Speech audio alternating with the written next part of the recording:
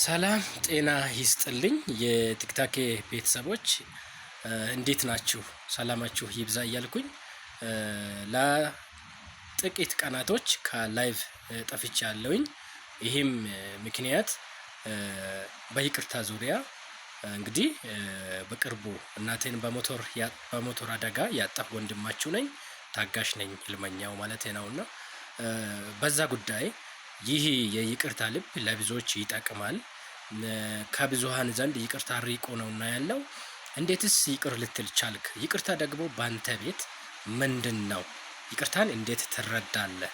በማለት ለአሁኑ ወጣቶች በይቅርታ ዙሪያስ ምን ታስተላልፋለህ የሚል ቃለ ምልልስ ነበረና በዛ ሐሳብ ላይ ባሳለፍነው ኢሮብ ቀን በሆሳና ባርኮት ሻው ሆሳና ላይ የተደረገ ኢንተርቪው አለ።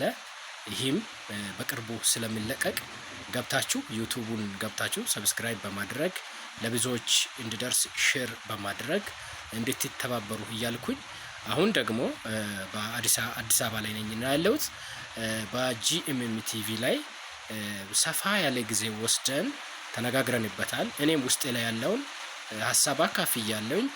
ይቅርታ እንደ ወንዝ ነው፣ ዝም ብሎ የሚፈስ ነው። ይቅርታ ቂም አይዝም። ይቅርታ በድላኛል አይልም። ይቅርታ ትላንትና እኔን አሳዝናኛል አይልም። ይቅርታ ገደብ የለውም እና ወንዝ ነው በሚል ርዕስ ብዙ ተነጋግረናል። ይህንንም ደግሞ በቀጥታ ቴሌቪዥን ስርጭታቸው ላይ በወጣቶች ፕሮግራም ላይ መጪ መጋቢት 13 ቅዳሜ 10 ሰዓት ተኩል ላይ ስለሚተላለፍ በጂኤምኤም ቲቪ ላይ ስለሚተላለፍ ገብታችሁ እንድትከታተሉ እያልኩኝ ምናልባትም ከዚህ ሐሳብ ሊጠፋ ያለ ይቅርታን ባለማድረግ ከራሱ ጋር ተጣልቶ ወይም ከጓደኛው ጋር ተጣልቶ ወይም ከሚስቱ ጋር ተጣልቶ ከአባትና ከእናት ጋር ተጣልቶ ያለው ሰው ምናልባት ይቅር ተባብሎ ህይወትን የሚያስቀጥል ቢሆን እድለኛ ነኝ ብዬ ተስፋ አደርጋለሁኝ። በዚህ ሐሳብ ብዙዎች ይማራሉ የሚል ተስፋው አለኝ። ጌታም ከፈቀደ እግዚአብሔርም ከረዳኝ ብዙ እደርሳለሁ። ለብዙዎች ደግሞ ምሳሌ ለመሆን እፈልጋለሁ።